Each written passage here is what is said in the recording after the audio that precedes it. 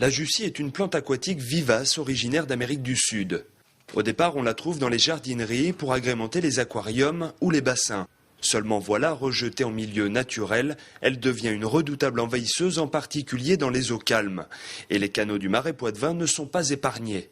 Cette plante, si on la laisse se développer, va totalement recouvrir toutes les voies d'eau. Donc avec des soucis en termes de gestion hydraulique, des soucis après en termes de concurrence avec d'autres espèces végétales, c'est-à-dire on va retrouver plus que de la Jussie.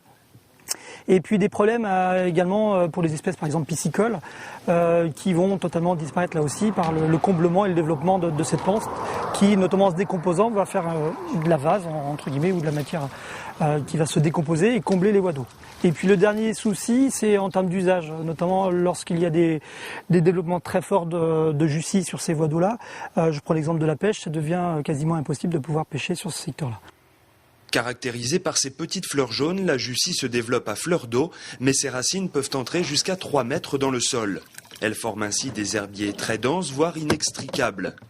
Avec les fortes températures estivales, elle peut doubler sa masse toutes les 2 à 3 semaines. Seul remède pour ne pas voir disparaître les canaux, arracher manuellement la vivace envahissante.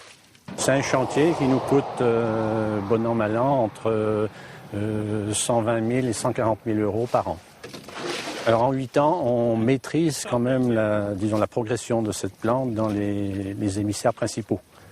Donc, comme vous pouvez le constater, on a la présence effectivement de la Jussie tous les ans, selon les endroits, mais le canal n'est pas obstrué. Donc il peut reprendre sa fonction l'hiver, c'est-à-dire évacuer l'excès d'eau. Même si son lieu de prédilection reste le Marais, le développement de la Jussie s'est progressivement étendu à certains cours d'eau et à certains lacs comme les retenues de barrages.